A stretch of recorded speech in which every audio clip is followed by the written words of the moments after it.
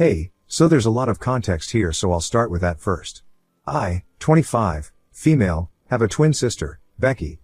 She and I were close growing up, but something just went very wrong when she was a teenager. Becky was an exceptionally bright student, while I was quite average. So in 8th grade, she was offered a scholarship opportunity from a really reputed institution for gifted kids like her, and she wanted to accept. The only problem was that the high school that she was supposed to be attending was way out of town, and the commute itself would take up more than an hour every day. We could have let her live on campus, but Becky wasn't fine with it because she said she didn't like the idea of living on campus.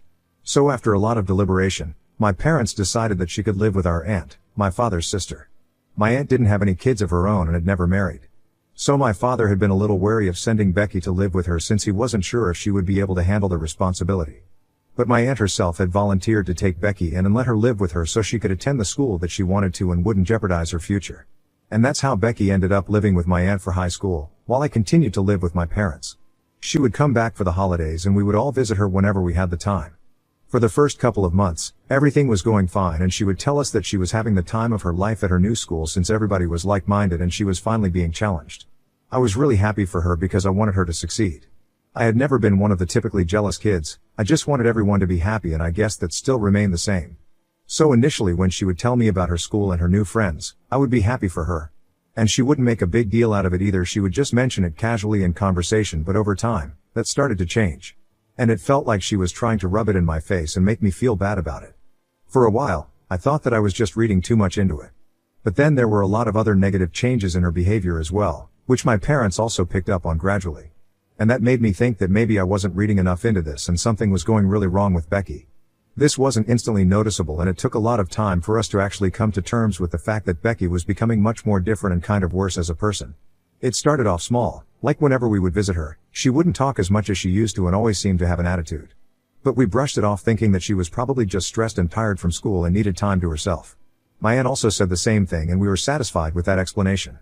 But then more time passed, and then she would get snappy and cranky at us for absolutely no reason. My parents were also told that her grades were slipping and she was becoming quite troublesome to have in class. That was in her junior year, and that's the point around which my parents really started to get worried. They had been talking about bringing her back home for quite some time, but she was straight up refusing to come back. Because she wanted to be amongst people like her and didn't think that she would ever fit into the high school that I went to, which was quite an insult for me, if I'm being honest. Anyway, the final straw was when my parents were contacted in the middle of the night by my aunt, and she claimed that Becky had stolen a bunch of cash and disappeared. There was a police search and she was found just half an hour after the phone call, trying to purchase drinks even though she was underage. She was let off with a warning, but my parents decided that they had enough and it was time to bring her home. Becky was very unhappy about it and made sure that she put up a really good fight and was even more rebellious than she had been before. She protested a lot, but my parents had enough and they forced her to come back with us and start attending the same high school that I used to go to. They also pushed her into therapy because clearly, something had gone wrong while she had been living with my aunt. At first, we had honestly assumed that she hadn't been able to compete with the kids at her school and had finally snapped and broken down. Because when she came back, she was really difficult to deal with.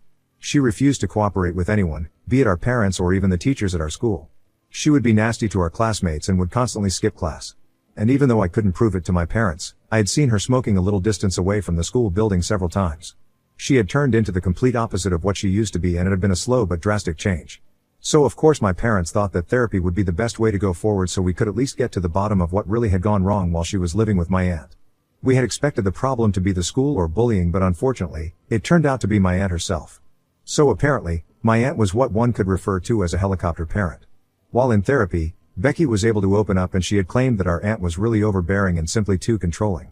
She would pretend to be normal whenever we came around to visit her, but the second that we left, she would turn back into her usual self and try to control every single aspect of her life. She said that she was forced to study every single second that she was at home because everything else was apparently just a waste of time. She was not allowed to go out with her friends or do anything apart from studying while she was at home.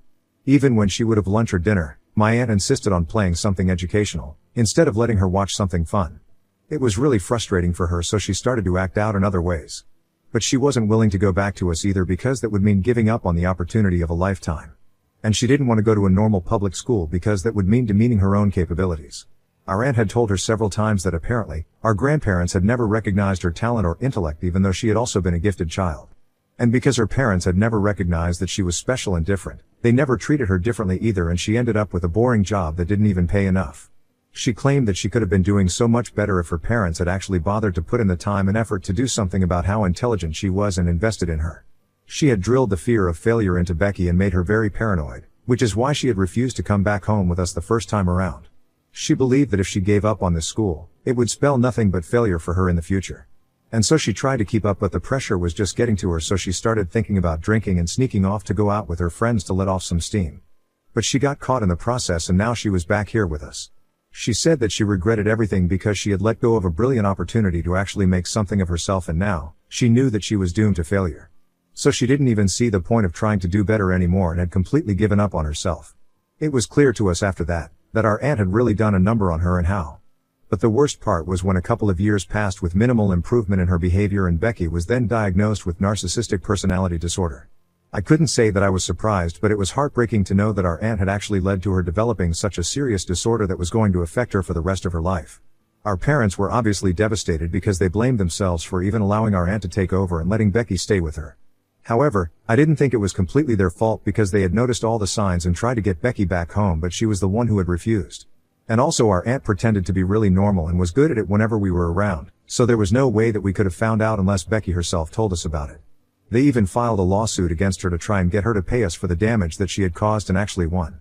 All that money went into Becky's treatment because she needed intensive therapy for several years. She managed to graduate from high school with great difficulty but couldn't go to college because she was not in the correct condition, and my parents didn't want to risk anything by sending her away again. She refused to attend community college, so she continued to live with our parents until a few years ago. She started dating this guy called Toby, who moved in next door by himself after our old neighbors sold their house and moved away. He knew everything about her because our parents felt like it was their duty to tell him when they noticed that Becky was growing closer to him, and often found her making excuses to speak to him. He was actually a really kind and compassionate person who genuinely seemed to like her. He didn't even care about her diagnosis and reassured my parents that he really liked her and wanted to go out with her in spite of everything that he had been told. My parents weren't exactly on board with it, but Becky convinced them to let her move in with him after they had been dating for a couple of months. It certainly helped that he lived next door and my parents could always just pop in to make sure that she was doing all right. So they agreed after a while because it was getting really difficult to justify keeping a full-grown adult woman under their constant supervision. Becky ended up moving in with Toby, and my parents continued to try and make sure she wasn't doing anything to jeopardize her future in her relationship. They had also found her a job in a friend's startup company as a receptionist around the same time because she was apparently getting sick of being stuck at home. They found her the receptionist job so that it could be something low pressure for her to start with and she could eventually work her way up. And everything was going great for her.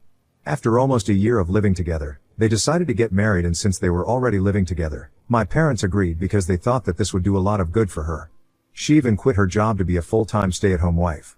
And honestly speaking, being with Toby had actually brought about a lot of positive changes in her life, and she was even behaving better with all of us, instead of constantly treating us like the enemy and acting like she could do so much better if we didn't exist to bring her down. So they thought that it was a good idea, and she got married 2 years ago. I only just got married last year to my boyfriend, whom I've been with for almost 7 years. We met in our first year of college and have been inseparable since then. My husband Jack has always known about Becky, ever since I brought him home to meet my family for the first time, and Becky started flirting with him like nobody's business. I told him about Becky's diagnosis and said that she might act a little strange, but I didn't expect her to start flirting with him right in front of me. It was really inappropriate, and I had to ask her to stop multiple times before my mother finally snapped at her and told her to go back to her room. It was really awkward afterward, and we had to explain to him that this was just how she was and there was no telling what she might say or do because she literally had no filter. She would oftentimes say things to irk us on purpose, and trying to flirt with my boyfriend would definitely get it done. But that was their first interaction, and after that, Jack would just ignore her, and she got bored after the first few attempts when she tried to flirt with him, but it wasn't reciprocated, and started ignoring him back. So they never really got along, and neither did I think it was necessary for them to do so either, and left the situation alone. But she had been invited to my wedding as I had been invited to hers, since my parents wanted us to at least pretend to be a happy family even if we weren't one. She was totally smitten by Toby, and once they were together, she had started being nice to everybody, so I didn't think that there was any harm in finally being a family again. We started off well with monthly family dinners and were really trying our best to mend our relationships and be a little less dysfunctional. And it was really working because we had made a lot of progress in the past couple of years, and I guess one could actually refer to us as a happy family now. But I guess it was too good to be true because we recently found out that Becky had been cheating on Toby for the past year or so. We were all really shocked to find out about it because we had always assumed that Toby and Becky were as in love as could be. And yet she went ahead and had an affair with one of his coworkers, no less. It was a huge scandal for the family, and Toby filed for divorce as soon as he found out. He'd found out about it by chance because Becky had left her phone unlocked around him and left the room, and unfortunately, that's when her affair partner decided to drop a text. It was almost as if he wasn't even trying to hide it by that point. I guess she got lazy because she had been cheating on him for over a year and getting away with it, which is probably why she slipped up. Either way, there was no talking him into taking her back, and I don't exactly blame the guy, because who would take her back after what she did? After quite a lengthy divorce process, it was decided that they would sell all their property, and that included the house. So Toby sold the house and split the money between the two of them. Becky lived with our parents for some time after the divorce, but my parents kept telling me to let her live with me instead because she complained that my parents being around made her feel like a total loser who was still living with her mom and dad after a failed marriage.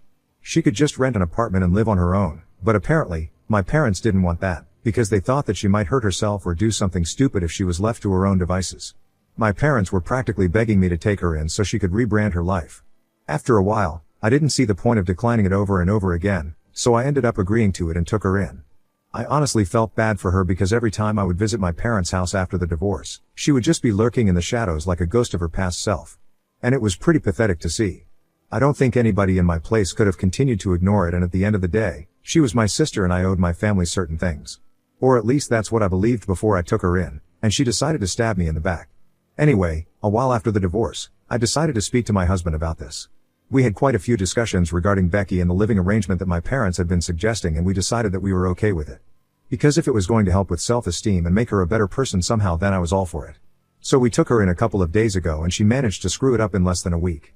She was quite happy to move in with us, and I could tell that my parents had been right. She really did want to live with me instead of them. It was kind of strange because she and I had grown apart in the years after she went away to live with our aunt. It was nice to see that she was finally reconnecting with me, and I even thought that we could really rebuild our relationship again. I was wrong obviously, and I never should have taken her in. I only did it as a favor to my parents and a little bit to her because we all knew that she was in over her own head, and I wanted to do something to fix the family. Call it my savior complex, but I just wanted to be helpful. The day that she moved in was actually pretty nice. We let her stay in the guest room, and she really made herself at home there. She was chirpy and lively that day, and this was the first time that I had seen her this happy ever since the divorce took place. So I, for one, was really happy that I was being of help. However, things started changing as soon as we had spent one day in our house. The very next day she started picking apart stupid things like how I decorated my house and the kind of paint that I used for the walls. It was ridiculous. But I didn't say anything about it because it seemed too petty to make an issue out of. The last straw was when, at dinner, she decided to start flirting with my husband. I'm not even kidding, it was like full-on flirting, and she didn't even seem to care that I was sitting right there. She kept asking him weird questions and making googly eyes at him throughout dinner, and I could tell that he was really uncomfortable, as was I. On more than one occasion, she brushed her hand against his on purpose when there was really no need to. I was actually speechless, and my husband and I left the dinner table as soon as we could without even bothering to finish our dinner.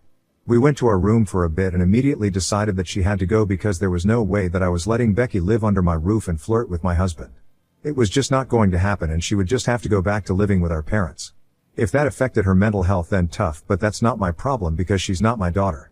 I tried to do something nice for the family by taking in a nutcase like her, but obviously, there is no fixing people like this because they're always just going to be ungrateful. I should have known that, but I guess the human part of me really did feel bad for her and wanted to make her feel better because she is my sister. After we were done with dinner, and our conversation, I called my parents and told them what had happened. I expected them to be just as outraged as I was and demand that I send her back immediately. A third move back to her parents' place would just be devastating for her, and she would go back to mopping and sulking all the time. They didn't want that for her and told me that I could either just deal with it or I could let her have this house and move somewhere else. I didn't even know what they meant by let her have this house because that's not how things work. You can't just let people have things that don't belong to them. And that applies to both husbands and houses. Anyway, I told my parents that they were being ridiculous and they had to take her back in. But my parents said that I was overreacting and that it was apparently no big deal because, as long as I trusted my husband, I had nothing to worry about. As for my sister, she was going through a really difficult time and I should just overlook all the strange things that she was going to say or do and just keep her around because as a part of the family, I owe this to them and I have to help out. That's when I snapped at them and told them that I didn't really owe them anything because this was their daughter, not mine, and it was their responsibility to take care of her. Earlier I did think that I owed them something, which is why I brought her in, but now that it backfired, I wasn't going to entertain it anymore. It just didn't make sense. My parents and I went back and forth for a couple of minutes, after which they told me that I could either get a new home or just put up with my sister because I had already taken her in, and they were not going to force Becky to relocate once more just because I was insecure. And then they hung up without giving me a chance to reply. My husband and I were really mad because this was insanely entitled and I couldn't believe that they actually thought that this was going to work. We went back out into the living room where Becky was and decided to tell her that the way she had behaved was extremely inappropriate, and we were not comfortable with her living with us anymore. Her reaction to that was nothing sort of crazy, and she instantly started screaming at me, accusing me of being jealous of her all my life. She said that the only reason she had even wanted to move in with us was because she wanted to be closer to my husband and not me. Apparently, she had seen the way he used to look at her whenever we would come over during or even after the divorce, and she knew that he wanted to make a move, but I was the only one who stopped him from doing that. So she had taken it upon herself to move in with us and make it easier for him to confess his feelings. My husband and I were actually dumbstruck when she said that because of the sheer incredulity of it. A few seconds later, my husband told her to get out and never come back, and that's when she seemed really surprised because she hadn't seen this coming. She tried to seem indignant and said that she knew what she had witnessed and he was only trying to cover up his tracks now because he didn't want to mess things up with me. I lost my temper and I screamed at her to get out, so she screamed right back and told me that she was leaving anyway because she had no interest in living with us since we were nothing but a bunch of losers anyway. So she packed her things up quickly and left. We didn't know where she went, and after that, we just wanted a quiet night, so we went to sleep. But unfortunately, my parents have not been able to find her yet since she hasn't been answering any calls, and she definitely didn't go to their place. So we basically have no idea where she is. Long story short, my parents are blaming me for it. They think that my husband and I made this happen, which is really unfair. But I do feel kind of guilty because had we been a little kinder to her, then maybe this wouldn't have happened. So Ida for kicking my narcissistic sister out of my house? Update 1. Okay, so it's been a few days since my post here, and I just wanted to tell you guys that we found her. Becky had been crashing at a friend's place who lives a little out of town, and that's why we hadn't been able to trace her. But she is okay, and just as delusional and crazy as ever. When my parents found her, she refused to come back with them because she claimed that she was too good to be living with her family anymore and wanted a place of her own. She said that she was sick of relying on people, first on Toby and then on my parents. So she wanted a home of her own, and guess what? My parents agreed to it. Of course, there has been no apology to me yet or my husband. My parents just put all this in a message and told me that I should be grateful that nothing bad had happened to her. They told me that they would be buying her a new apartment at the earliest so she could save her own money and start afresh now. I don't know why they thought that this was a necessary detail for me to know. But it's great that they told me, so now I know exactly where I stand. Clearly, my happiness is not very important to them. And at least now I know that. Update 2. It happened, they got her a new apartment. At least this time they didn't text me in person to tell me about it. I found out from a bunch of our friends because she was posting about it relentlessly on social media. And after we kicked her out, she had blocked us everywhere. Probably out of embarrassment because of the crazy incident. Either way, I don't mind it at all. My friends said I don't really know what she is up to because she's just not worth my time. I tried to be nice to her, but that blew up in my face magnificently. Now I'm done and I don't want to ever have any interaction with her again. She's just not worth my time and energy. My parents and I still haven't spoken, and I guess they still think that I'm responsible for Becky going missing for those couple of days, even though nothing really happened to her, and she got her way in the end. She should probably be happy that I kicked her out because that's what got her the new apartment. Either way, my husband and I are doing great and he's my only family as of now. Update 3. Hey, so it's been 1 month since Becky came over, flirted with my husband, and got herself kicked out of my house promptly. And then, like you all know, my parents bought her a new apartment to live in with their money instead of the money from the alimony because they wanted her to be able to save. It's crazy that it's been such a long time since then, and yet nothing seems to have changed with either Becky or my parents. Neither of them has gotten back to me to apologize, and I have stopped holding out hope that they will at any point. Some people are just too selfish to think about anybody else apart from themselves, and I should know that Becky actually was a narcissist. She should probably start therapy again. But I'm not gonna tell her that because she's not my family anymore. My husband and I are still going strong and happy, and that's all that matters to me. My parents and Becky can take a hike.